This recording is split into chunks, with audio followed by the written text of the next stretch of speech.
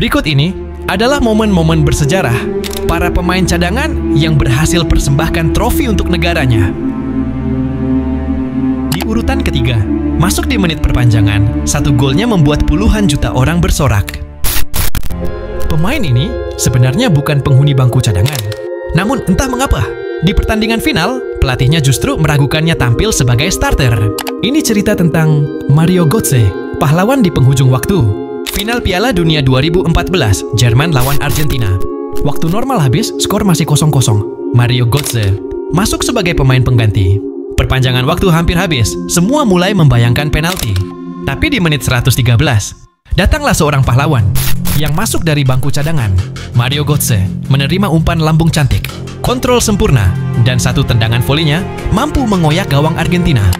Gol itu bukan hanya menentukan juara dunia, tapi juga menulis nama Götze selamanya dalam sejarah. Dari pemain cadangan, jadi penentu mimpi 80 juta rakyat Jerman.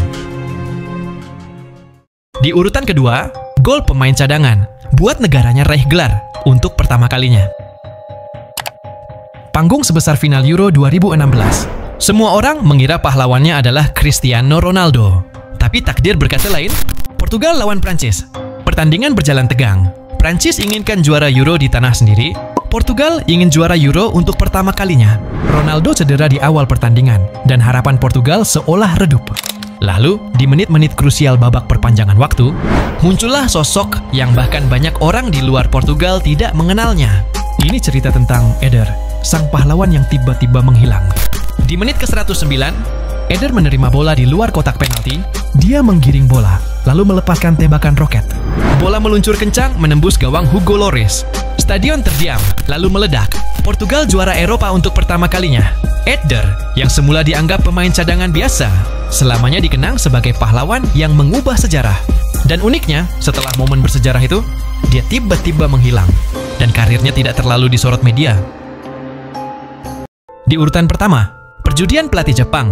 Masukkan pemain yang hampir tidak dimainkan sepanjang turnamen. Pahlawan yang satu ini bukan lahir dari nama besar, bukan muncul dari sorotan media, dan bukan pemain andalan pelatih. Namanya tidak sebesar Kapten Tsubasa, jauh dari sorotan media.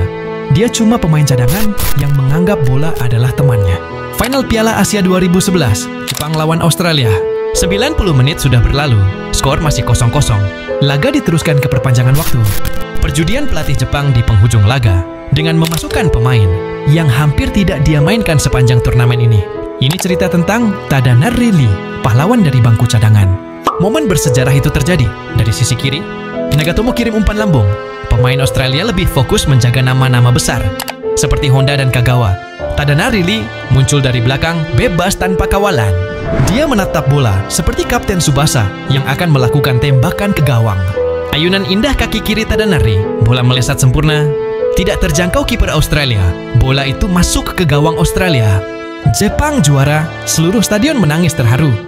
Gol itu bukan cuma memastikan Jepang juara, tapi juga mengubah Tadanari Lee dari pemain cadangan biasa menjadi pahlawan nasional. Jangan pernah remehkan mereka yang cuma duduk di bangku cadangan. Di sepak bola, segalanya bisa berubah dalam sekejap.